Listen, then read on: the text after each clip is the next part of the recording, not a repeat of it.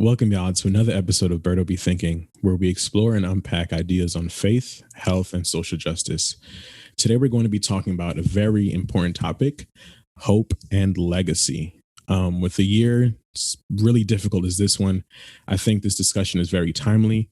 We all need hope, and we all need to know what we're going to do next and where we're going to go from here. But before we begin, I just want to lay down a few disclosures. I am not a professor. I'm not an economist, nor am I a government official. My words should not be taken as gospel. These are simply my thoughts and opinions. Ultimately, I want y'all to think for yourselves. Some days we'll have solutions to the problems we talk about, and other times we will not, and that's okay. So without further ado, let's get into the episode. I want to introduce a very special guest today.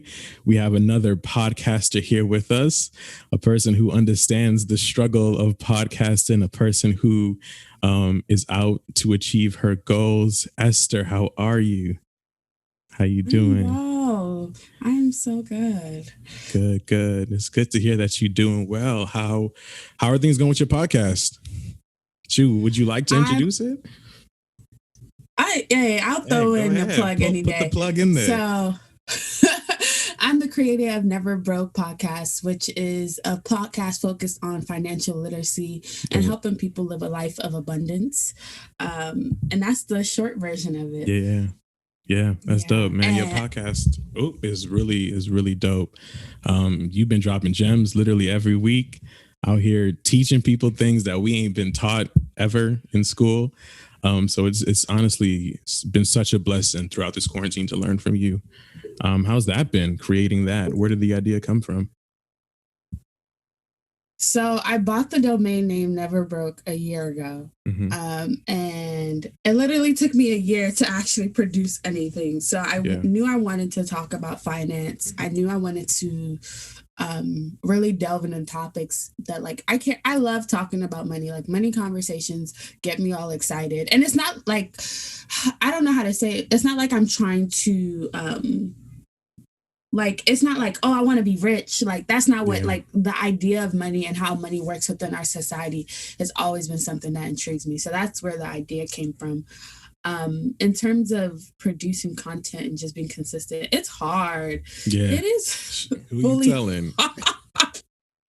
Who are you telling? Yeah. So, yeah. Wow. I don't know what I got myself into, but it's my baby. Yeah, it's beautiful, man. You've been killing it. You've been killing it every week, man. So I really suggest that you all check it out. The Never Broke Podcast, out on all your favorite streaming platforms. Well, it's on Apple Podcasts. It's on Spotify. It's on all of it. Apple, Spotify, all of that. Anchor, Google. They have all of that. Podcast. It's on all of that. All of yes. That. Okay. Give it a listen, man. Man, it's really good to have you here. I'm excited to talk about a very important piece when we think about legacy and when we think about hope. In this world, we need money to do stuff, right? And I think it's a very interesting time when a lot of people don't got money. We all out here struggling. We all broke. The pandemic took a lot of jobs away, taking a lot of lives away. And I think that finances is a big discussion in a lot of people's households. And how are they going to move forward? So I'm not even sure how to begin this discussion, but what are your thoughts on everything that's happened with the coronavirus and money management during this time? I think this was the time that was needed. I think if we kept going at the pace that we were going at, we would never realize the problems that lie foundationally. So for in terms of the pandemic, yes, it's been a terrible, but I've gone through it. I've gone through it oh my gosh, this is terrible. But I think I'm on the other side and realizing the blessing of stillness and being able to really analyze and understand where we're currently at and where we want to go. Because sometimes things look good, but they really rotten on the inside. Yeah. And then in terms of your second question about money management, I think a lot of people realize that they don't have it. And that's what it's this whole facade of oh, we balling, blah, blah, blah. But it's this is the type of situation that makes you realize no, you need to figure something out. Yeah. Yeah, man. Have you ever been in moments like that where you were just like, "Ooh, I don't got it. Let me get back on and replan, rebudget, recalculate my finances." All throughout college. Mm-hmm. All throughout college. Like, it's crazy that I'm talking about money now because I was broke up till now. Like, I was literally like, Yeah. I don't know how I made it. We both went to expensive university that was taking dimes and pennies. And so no, I was scanned before I left New York. So like I literally have gone through the whole motion of it. But I always had the idea of how where I wanted to be. So it wasn't that I always had it or like, but I knew that once I got it, I told myself I'm never going to be that broke ever in my life. So it's like, if I have to finesse this and finesse that, I'm not going back. Yeah. Yeah. Do you feel like that mindset helped you while you were in quarantine and all the things that happened throughout this year? Because I feel like that's so the thing about me is. Go ahead. Go ahead. Nah, you go ahead. The thing about me is I do not spend money. Like, imagine like when you're like freshman year of college, all I ate was peanut butter sandwich and ramen. Like, that's a very like factual I could not. Oh Lord. story. Yeah. So yeah, I moved off campus my second semester freshman year. I was making it work. You know, people were taking apples from me. So I've never been a big spender. And for me, quarantine kind of just was like, okay, there's nowhere else to go. So it's like all the money that I would be spending to do this and that, it was kind of eliminated. Like, I'm not going out to eat as much because yes, you can go out to eat. It's just not the same. And I do have my days where I'm like spending on delivery services, but there's not as much opportunity to spend money. So it's just like, I might as well keep it, might as well invest it. Yeah. Shoot, you better than me, man. Cause Lord, I need help. Retail therapy is a thing for me. It's really interesting because I feel like just growing up, my relationship with money was very like weird, you know, because I grew up on the side where like my parents would keep every penny, you know what I'm saying? Like save every penny, and we would never go out. We would never enjoy. We wouldn't do nothing. That's not true. That's not true. No, there was a time where we would go out when I was younger. Like we would go on vacation. We would do a lot of things. But once we got older, my parents bought a house. They started paying for like my high school was really expensive. I went to a private school, so they were paying for that, helping out with like college expenses as well. So we started dwindling on certain things. Like we stopped going on vacation. You know, my parents were trying to pay off debt. I was taking on debt on my own.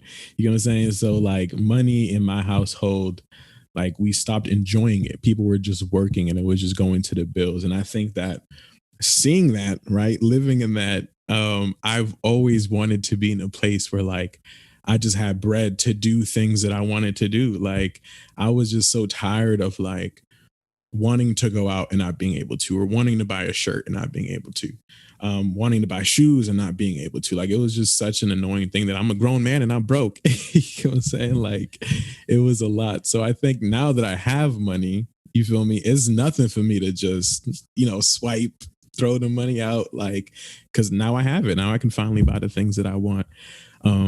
But I've been learning, right? I've been learning slowly but surely how to manage my money, how to take care of my expenses and stuff like that. And I think that like adulting and having bills will do that to you. So the same exact way how my parents was out here taking us on trips before, but once they started having more expenses, they was like, all right, well, we're gonna have to cut back on that. So in that same exact fashion was how like, okay, now I got to start paying my own bills. All right, let me chill out on buying all this clothes. Like, let me start investing. Let me start listening to this Never Broke podcast and get my money. Nice plug. Look, we got to plug it in.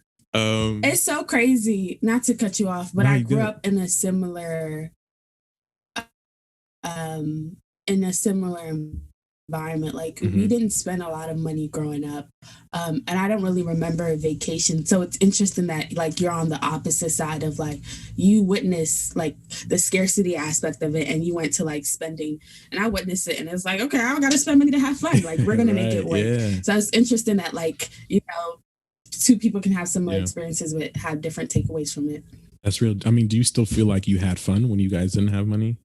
Because on my side, we ain't have no fun. Like we was just broke and we just wasn't doing nothing fun at all. And the crazy thing is I was around all these, you know, all my friends had a little bit of money. Their parents were well off. So I'm like, I'm trying to be like these guys. So it sounds weird, but I don't remember. Like I've been someone who's always been working, and I put myself in positions where other people kind of had to pay for things for me. Like so like I enjoyed my youth. I traveled, but it's because of like the organizations I joined. So it wasn't necessarily because of the environment I was in, but because I was like in Key Club, in this, that I was like got to travel for free. So it's like it wasn't. I always figured a way to create an opportunity when there wasn't one, because it's like, okay, we don't have $3,000 to drop on this trip, but they can sponsor me. So let me. Finesse. That's finesse, okay. That's how we gotta do it, man. That's how we make the bread. We gotta finesse. Wow, man. That's the one thing I learned from SJU. Yep, finesse everything. Get free shirts, finesse, get a free meal. Everything. Free meal. Yep. Oh my gosh. Free all swipes. That. Yep, exactly. For real. So I think during this time, especially like you said, we've been having a lot of alone time to think about our life, to think about our plans. For you, where do you think, what are your plans for the future? Like, what do you feel like? Let me rephrase this question. I'm sorry.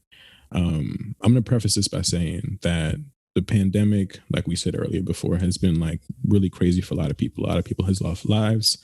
A lot of people have lost their jobs. And I think that in witnessing all that, we realize how short life is, right? We realize that like we don't got much time on this earth.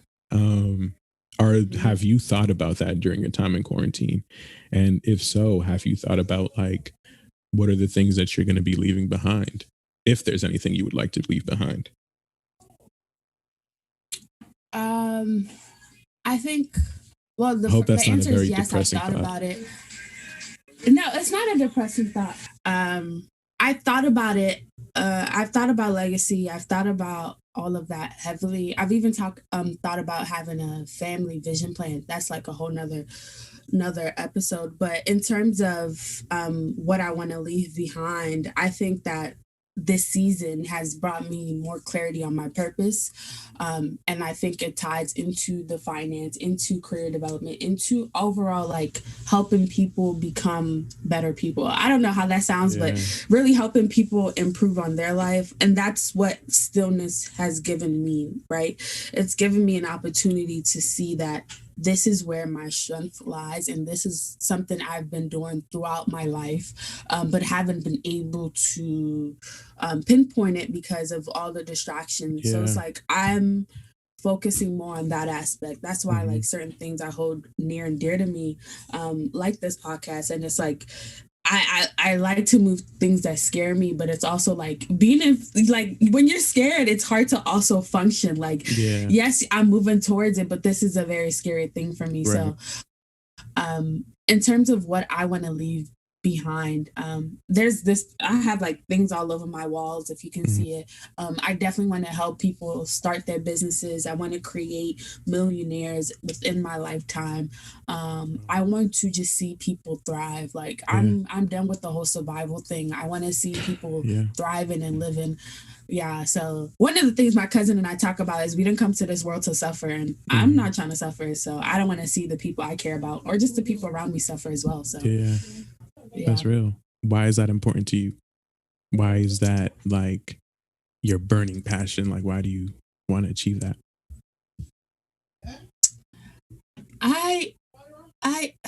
Or why is it important to give back to you? Okay. I'm like, I can't speak to the why. It's just on me. It's important to give back because I believe in community. I believe Okay. that if you operate in isolation, you'll never achieve anything. Well, Yeah. let me not say you won't achieve anything, but it's like, what good is it if you have the world, right?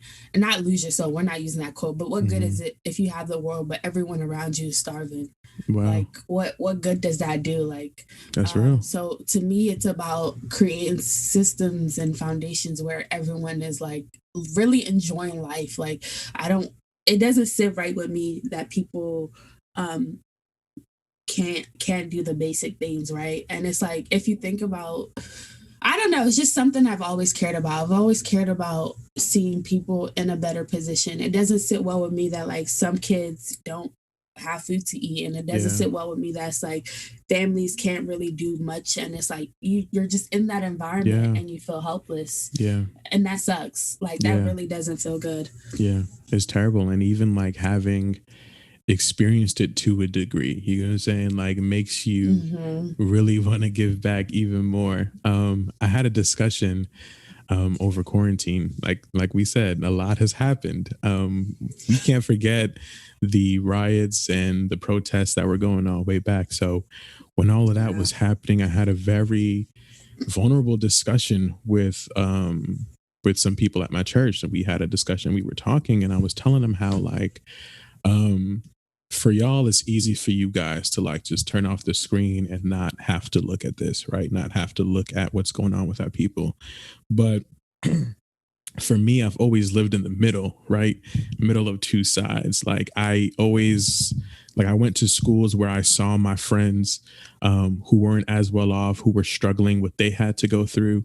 And then I also saw the other side where some of my rich friends were out here enjoying themselves. And then I was here in the middle where we wasn't, we wasn't rich, but we wasn't really too poor either. But we struggled, you know what I'm saying? And I feel like as a person of color, we have to walk through that all the time. Like these are experiences that we all know somebody who struggled, right? We all know somebody who might have got killed, by whoever. Like we all know these experiences of trauma.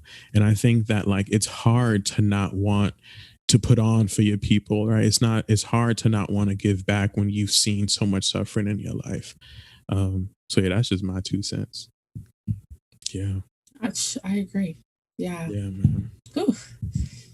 Yeah, for real, for real, for real, for real. It was a heavy conversation. It was a very heavy conversation because like I said, it's easy for certain groups of people to just turn off the TV screen, right? Go get their mocha latte, right? And just carry on their day.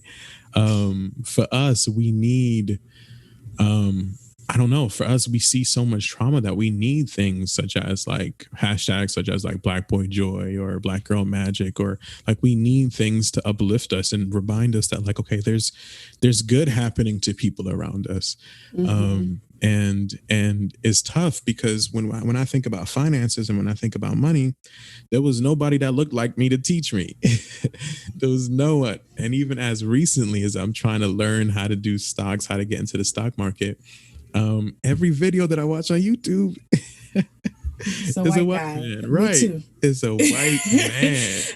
I work at finance. That's the reality. And My it's God. changing slowly, but it's still like, okay, this Yeah. is yeah, like can we switch it up? Can we switch it up for real? And how is it navigating through that? Like being in the workspace.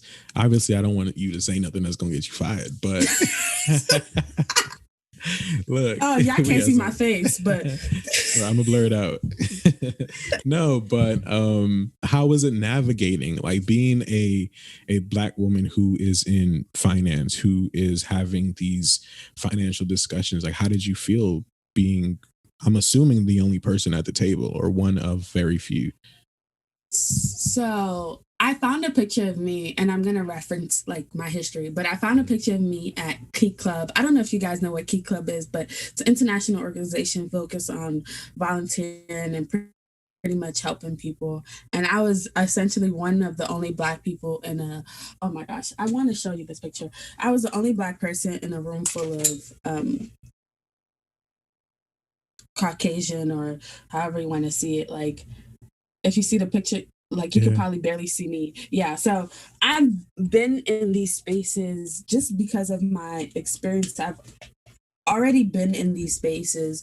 In terms of how I carry myself in work, so I'm more quiet than I am in how I would if I was elsewhere. Right. I play more of a fly on the wall than anything. I'm not as, and it's not, I don't even, I'm just sitting and watching. It's just so much to process. And I try to be as helpful, and the people of color at my job also have discussions. Like we also, like, you know, they have EBRG's Employee Resource Group back. Honestly, I don't know if I just sit there in a weird way. It's like, not that I'm not being productive, but there's a lot to bear when you're one of the only people in the room. And it's like, I'm not as aggressive as I normally would be. It's just okay, I'm like digesting everything that's, because as I'm learning things, it's like, okay, this is like a lot. Like, this is a lot. Yeah. So I usually am like sitting, I'm trying, and that's probably like one of my goals moving into the new year, to be more like aggressive about my career path. Because one thing I've learned is that if you're not intentional about your career path, decisions will be made for you, or no decisions will be made for you, and you'll just be in the same spot. And for me, that doesn't work. So it's like talking to the right people, reaching out to the right people, and really getting the conversation started, and not being so passive about my career path. So I don't know if that answers any other questions. I'm just there. I'm just like, okay, this is different. Yeah. Do you wish there were more people of color around you, or does that not bother you? I definitely wish there were more like Black people, specifically Black people. Not to like shade Hispanics or anything. I wish there were more Black people surrounded by me, but I'm also in like working virtually is like, okay, whatever. Because it's not like I'm so it's like, whatever. I don't see, you see my Black face, you see one Black dude, and it's like, all right, whatever. It is what it is right now. But my company, like most companies, are trying, because of all the riots and things going on. My problem with most of these initiatives is that it feels like a show. It feels like we're doing this because pressures on us. I mean, look, if it gets it done, but it's also like, it shouldn't be that way. It shouldn't. I don't believe like forced interactions are bad. Like, I don't think people, it's like, you don't want me to be here, I don't want to be here, we're just here. We hate the token, symbol, token Black person in the office. That's and that's a big thing. People, especially really when they be talking about stuff I don't know, like some of the shows they reference. That's the one time I'm just like, okay, like, I don't watch this show. I'm not a sports person, and I'm not even gonna try to watch sports to create a conversation with you, because I don't care. So it's like, well, all right, let me just mind my business. For real, it really be like that, man. It really be like that. But I really liked what you said about how you were just a fly on the wall. And I think that sometimes as people of color, that's what we can be in some of these spaces. Sometimes that's it's okay to be that. You know what I'm saying? It's okay to just sit back and just absorb and just learn and just take in. I think that's kind of sort of how I operated as well in my new workspace. So working for where I work at, I can't, sit here and tell y'all where I work at. It's top secret. It's not really top secret. I just rather not. But working, I don't blame you. Right, HR is real. Right. For real. But I work in the healthcare industry. So working in healthcare, it's very hard to find people who look at you in these spaces. And the conversations that I have with my colleagues are very different than what I would have with my friends, for example. A lot of my colleagues are talking about stocks. They're talking about different things that are happening within the government. They're talking about health and all these new technologies that are coming out. And I'm like, yo, what? I never heard about this. You know what I'm saying? Like, I'm sitting here and I'm just absorbing all of this knowledge that these people are putting on to me. I had this one colleague, this man was in his 60s, maybe 70s. He would put me on to so much game about like the stock market, teaching me about ETFs, teaching me about bonds, teaching me about different ways to invest. And these are conversations I would not normally have within my circle, or within conversations I wouldn't have with people that look like me, right? And that's a shame. That's a shame. And I think that we need more environments where we can have discussions like this about finances, about our money situation, and about how to increase our finances, because that's something that's lacking within our community. It's easy to talk about, and this is no shake to anybody, but it's easy to talk about entertainment. It's easy to talk about what this person doing, what that person doing, everything else. But what's really important, so it's two different worlds, between like the corporate world and then you just being in your own space, just your own Black space, just chilling. Do you ever feel, what is the word? I don't even know how to explain it, but how do you feel about that? Like, how do you feel about those discussions not being taking place in our communities? So I'm privileged to actually have those discussions. That's good. Just because like I studied business, I'm always surrounded by business-minded people. And what I've learned is I always say that I hate business people because we're so like, the way our minds work is like, so like I constantly have these conversations with people, whether they're Black, white, whoever wants to listen to me talk about money, and then you talk about, I'll listen. You want to put me on a game? So I'm actually privileged to have that within my circle. Like somebody just put me onto another stock that I was like, I gotta read into this, but I think it's intentional. So like, because I'm somebody who talks about money, talks about finance, I think I kind of attract other people who want to talk about finance as well. So I guess for me, I'm in a little bit of a different position. It's not like I'm talking about finance with all my friends, but you have to think that like finance is the topic of money is sensitive, especially if you don't have any. Talk about it. So it creates a situation where it's like people feel bad, and it's like you shouldn't feel bad for not having money. Especially if it's like a product of the environment or systems in place. Like, I don't think there's a book that I'm about to read this upcoming season called The Color of Law. And I think anyone and everyone should read it, because the premise of it talks about how redlining works and all this other stuff that systematically have created households where Black people are have a overall less wealth than white people.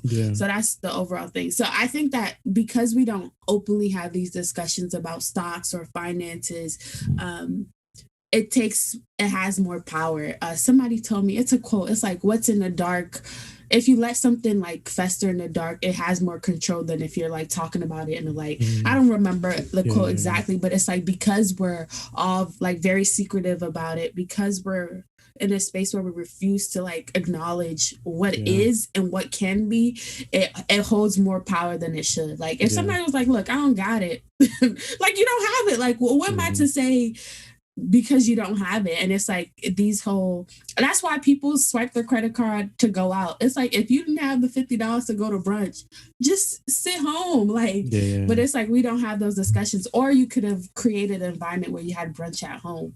But because we're not constantly talking about money in a place where people feel comfortable and safe, it's just going to be something that continues to hold power over a lot of people, that when it shouldn't. I definitely agree. But I definitely also think that there is change happening as well. I think there is. Oh, I agree. There's a large community of people, who are becoming more financially literate, who are taking initiatives to start saving more, start investing more, so on and so forth.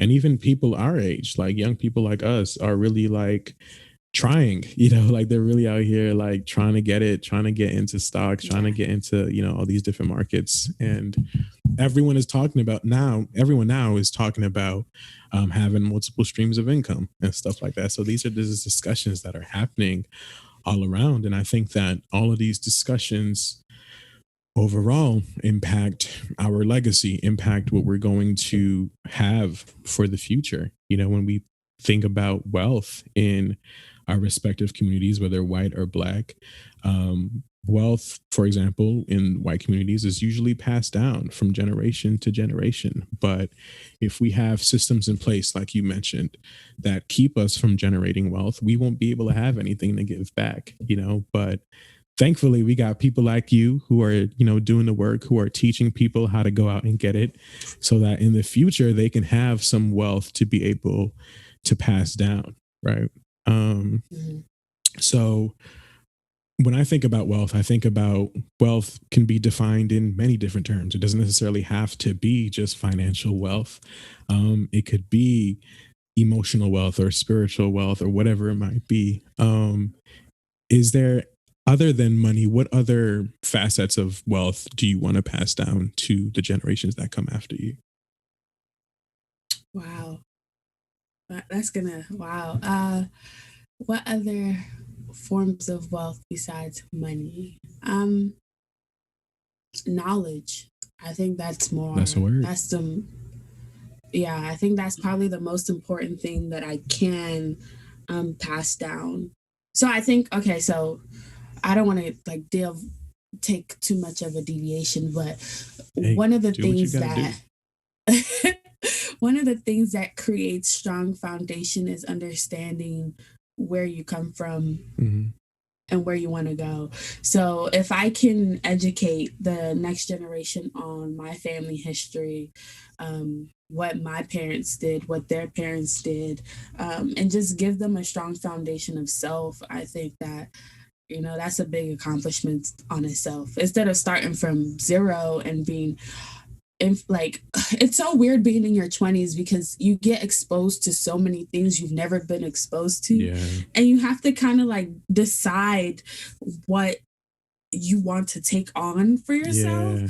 So I think having a strong foundation of self kind of like speeds the process and helps you like, that's BS. I don't, helps you navigate through that quicker than, not having a strong foundation and trying to figure out like, do I agree with that? Do I, so knowledge and a value system, just, history. Yeah, you hit it right on the nail, man. That's good.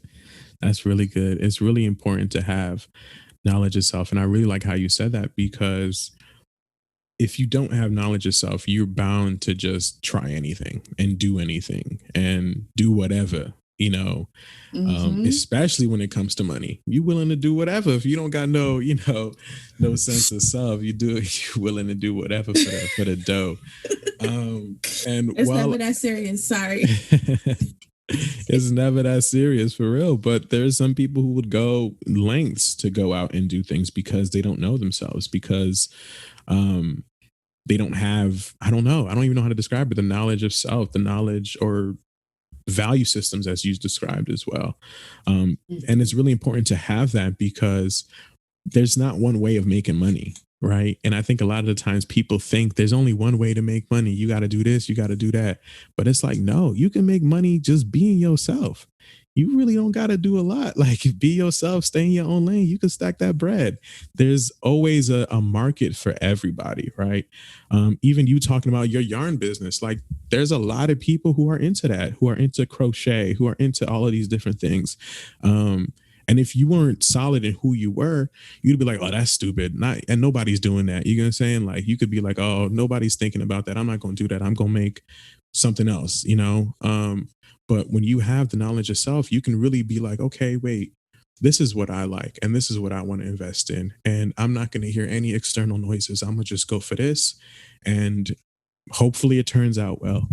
Right. Not everybody's going to be an investor. That's not for everybody. Some people may start businesses. Some people may just save money on the side.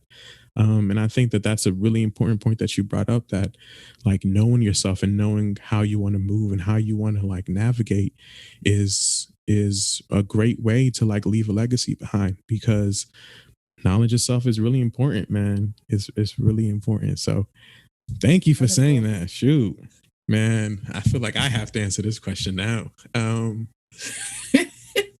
don't even remember what I asked. Oh, what am I leaving behind? About besides money. Yeah, besides money, what would I like to leave behind?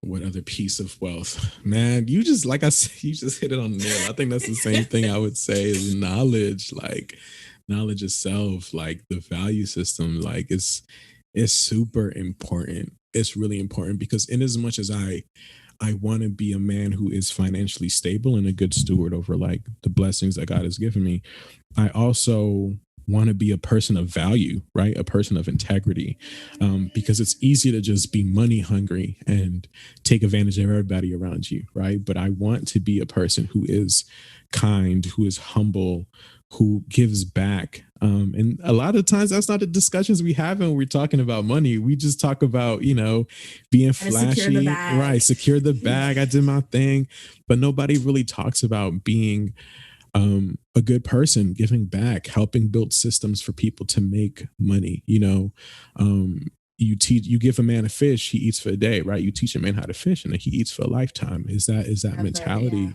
like that I want to be able to do, or I want to be able to have, and I want to be able to pass that on to my children? Is that value system of giving back, of being charitable, of being humble. Even if we're in a good place, you're not better off than this man on the street. Like, treat him with respect. You know what I'm saying? Like, it literally takes a moment and you could be in his shoes, right? Or vice versa. Right. It could take a moment, he could be in your shoes. Like, so we're all the same, we're all equal.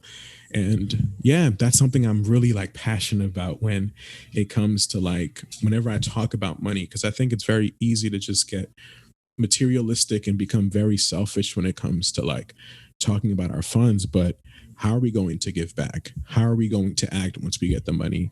How are we going to pass this knowledge and this value system down from generation to generation? Because we're not bringing on no trauma, into our lives. We're not bringing no negativity into the future generations to come. Speak on it. You know what I'm saying? Like, my last name is going to be one of integrity. Let's just say that. Okay. Yes, ma'am. And that's the legacy that I want to leave behind. I think that is a great place to end. What you think? Shoot, unless you want to talk more. I know you got gems. I have more. You got gems. I'm a chatter. It's all up to you. It's your podcast. You got gems. Okay, let's do this. What piece of advice are you going to leave for the people in terms of thinking about their legacy, in terms of thinking about their financial future, especially in a time like this? Okay. Yeah, take your time. You got the floor. This is yours. This is your show now. I'm backing up. I'll leave two advice, especially in a time like this. I would leave the advice of developing a family vision. Whether your family's, I got you. Okay, break it so down. Whether your family is you and your mother, or is a family of two, or you're a family by yourself, a family vision is essentially your mission statement for your family. So like the same way companies have like their vision, mission, and whatever. This is something I've been trying to like talk to my family about, but essentially what your family stands for, what your value system is. So like you said, integrity, philanthropy, whatever, what cause you want to support in your life. For me, I like my three causes that I want to support in life is childhood education, especially women, poverty, homelessness, and I don't remember the third one, so it's okay. So like developing essentially a mission statement for yourself or your family as to how you want to move about, like write it down, like these are my values, sets of values: integrity, not lying, I don't know, whatever. I can't think of value systems right now. Giving back, whatever your value is. And then in my life, I want to do this, right? And that's going to help you accomplish your legacy, because if your mission in life is to help feed people, you're going to figure out ways to constantly feed people, whether it's with food or feed their spirit or feed their soul. So that's the first advice. And the second one is don't be afraid to talk about money. Money in itself is simply a tool, and you give it the power, right? And what, like, people talk about money's evil, and like these are emotions you feel about money, but money in itself, right? Money itself is just a tool, right? It's a medium of exchange that allows you to, I want a shirt, I can give you money for a shirt, or I need, you know, you're exchanging your time for money. But instead of looking at money as something that's terrible or good, look at it as a tool. Like, it's a tool to help you achieve those things in life that you want to achieve. And if you start looking at it like that, discussing money won't be enough. It's like, how do you use a hammer? Like, if you never used a hammer before, you ask somebody, you know, what do I do? How do I hold it? So you think about it more of a tool in your life versus something that truly controls it. So those are my two little nuggets. Bars. You just gave us some knowledge. Wow. We have a very wise woman over here, y'all. She knows a lot. Listen to her. Listen to the Never Broke podcast, because these gems are in every episode. I'm telling y'all for real. Do I have 2 words for the viewers? I know you do. Give them a little something. I have 2 words. All right. It's time to get my preacher voice on. No, I'm just kidding. Okay. All right. I'm ready. I'm just kidding.